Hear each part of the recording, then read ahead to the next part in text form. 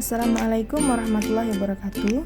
Saya Eka Kurniati dengan NIM 2111290086 dari kelas 2C Prodi Tadris Bahasa Indonesia Fakultas Tarbiyah dan Tadris dengan mata kuliah fonologi dan dosen pengampu Ibu Dina Putri Juni Astuti MPD. Di mana pada video ini saya akan menerangkan mengenai klasifikasi bunyi bahasa. Di mana pada klasifikasi bunyi bahasa ini ada 8 hal yang akan saya bahas di dalam video saya kali ini. Yang mana 8 hal tersebut, pertama ada bunyi vokal, semivokal, dan bunyi konsonan. Yang kedua ada bunyi oral dan nasal. Yang ketiga ada bunyi panjang dan pendek. Yang keempat ada bunyi tunggal dan rangkap. Yang kelima bunyi egresif dan ingresif. Yang keenam ada bunyi geminat dan homorgan.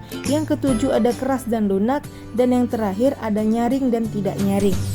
Pada klasifikasi bunyi bahasa pertama, yaitu ada vokal, semivokal, dan konsonan. Vokal atau huruf hidup adalah suara di dalam bahasa lisan yang diciri khaskan dengan pita suara yang terbuka sehingga tidak ada tekanan udara yang terkumpul di atas glotis. Vokal kontras dengan konsonan yang diciri khaskan dengan penutupan satu atau lebih titik artikulasi di sepanjang rongga suara. Vokal adalah bunyi ujaran bahasa yang dihasilkan oleh alat bicara. Jika aliran udara yang keluar dari paru-paru tidak mengalami hambatan, huruf yang melambangkan vokal dalam bahasa Indonesia terdiri atas huruf A, E, I, O, dan U.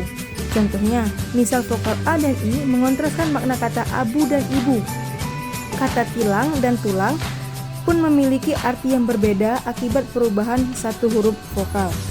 Lalu ada semivokal. Semivokal atau vokal dan suku kata adalah vokal yang membentuk suku kata diftong dengan vokal penuh. Artinya, mereka seperti suara vokal yang tidak membentuk inti dari suku kata atau mora. Mereka bukan bagian yang paling menonjol dari suku kata.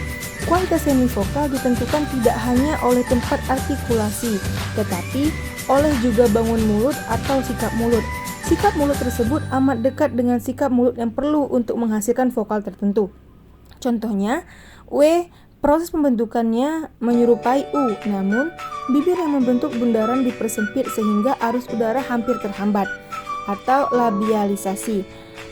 Y, proses pembentukannya menyerupai I, namun posisi lidah dinaikkan terlalu tinggi ke arah langit-langit keras, atau palatalisasi. Lalu konsonan. Konsonan adalah bunyi bahasa yang arus udaranya mengalami rintangan dan kualitas ditentukan oleh 3 faktor: keadaan pita suara, penyentuhan atau pendekatan berbagai alat ucap atau artikulator. Menurut KBBI, huruf konsonan adalah huruf yang digunakan untuk melambangkan fonem konsonan, yaitu B, C, dan D, serta seterusnya. Jenis huruf ini disebut juga dengan huruf mati. Contoh, huruf konsonan pada posisi awal, posisi tengah, dan posisi akhir. Pada posisi awal, huruf B, bahasa, posisi tengah, sebut, dan posisi akhir, adab. Klasifikasi yang kedua ada bunyi oral dan bunyi nasal. Bunyi oral yaitu bunyi yang dihasilkan dengan cara udara keluar melalui rongga mulut dengan menutupkan velik pada dinding faring.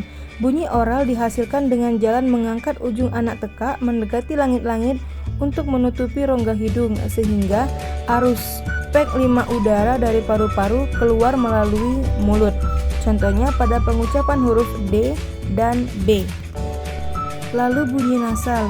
Bunyi yang terjadi apabila udara keluar atau disertai keluarnya udara melalui rongga hidung dengan cara menurunkan langit-langit lunak beserta ujung tekaknya. Artikulasi ini dilakukan dengan cara menghambat secara total aliran udara melalui rongga mulut oleh artikulator dan membuka jalur aliran udara menuju rongga hidung atau sengau. Contohnya pada pengucapan huruf M, N, Nya, dan Eng. Klasifikasi ketiga ada bunyi panjang dan bunyi pendek. Bunyi panjang ketika bunyi yang dihasilkan dengan vokal sangatlah panjang. Contohnya bunyi bel sekolah, bunyi alarm pada jam atau handphone, bunyi ayam berkokok. Kedua ada bunyi pendek. Bunyi pendek merupakan bunyi yang dikeluarkan dengan melalui vokal yang bernada pendek, seperti bunyi angin, bunyi petir, bunyi ombak. Pada klasifikasi selanjutnya ada bunyi tunggal dan bunyi rangkap. Bunyi tunggal adalah sebuah bunyi yang berdiri sendiri dalam satu suku kata. Semua bunyi vokal dan konsonan adalah bunyi tunggal. Bunyi tunggal vokal disebut juga monoftong. Contohnya, ini, ibu, kita, pinggir, krikil, kelingking, cari, lari, ekor, eja, enak, dan masih banyak lagi. Lalu bunyi rangkap. Bunyi rangkap adalah dua bunyi atau lebih yang bergabung dalam satu suku kata. Gabungan vokal disebut dengan diftong apabila menghasilkan satu bunyi saja. Contohnya, misal pada au kata kerbau, ai pada kata santai. Sementara itu, gabungan vokal au pada bau bukan diftong karena menghasilkan dua bunyi. Klasifikasi bunyi selanjutnya ada bunyi egresif dan ingresif. Kedua bunyi ini dibedakan berdasarkan dari mana datangnya arus udara dalam pembentukan bunyi itu. Pertama, bunyi egresif, yaitu bila arus udara datang dari dalam, seperti dalam paru-paru. Dibedakan menjadi dua, yaitu bunyi egresif pulmonik apabila arus udara itu berasal dari paru-paru. Kedua, ada bunyi egresif glutolik apabila arus udara itu berasal dari pangkal tenggorokan. Lalu bunyi igresif yaitu bila arus udara datang dari luar. Dibedakan menjadi dua, igresif glatolik dan ingresif valerik. Lalu klasifikasi selanjutnya ada geminat dan homorgan. Geminat yaitu rentetan artikulasi yang sama, sehingga dalam pengucapannya menimbulkan ucapan bunyi yang panjang. Contohnya pada pengucapan Allah dan Assalamualaikum. Lalu homorgan yaitu bunyi-bunyi bahasa yang terbentuk oleh alat dan daerah artikulasi yang sama. Contohnya konsonan alveolar, konsonan bilabial, dan konsonan palatal. Klasifikasi selanjutnya ada bunyi keras dan lunak. Kategorisasi bunyi keras atau fortis dan bunyi lunak atau lenis dibedakan berdasarkan ada tidaknya ketegangan arus udara pada waktu bunyi itu diartikulasikan. Bunyi bahasa disebut keras apabila pada waktu diartikulasikan disertai dengan ketegangan kekuatan arus udara. Sebaliknya, apabila pada waktu diartikulasikan tidak disertai ketegangan kekuatan arus udara, bunyi itu disebut lunak.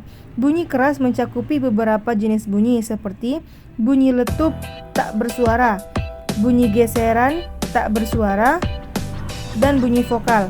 Bunyi lunak mencakupi beberapa jenis seperti bunyi letup bersuara, bunyi geser bersuara, bunyi nasal, bunyi likuida, bunyi semivokal, dan bunyi vokal.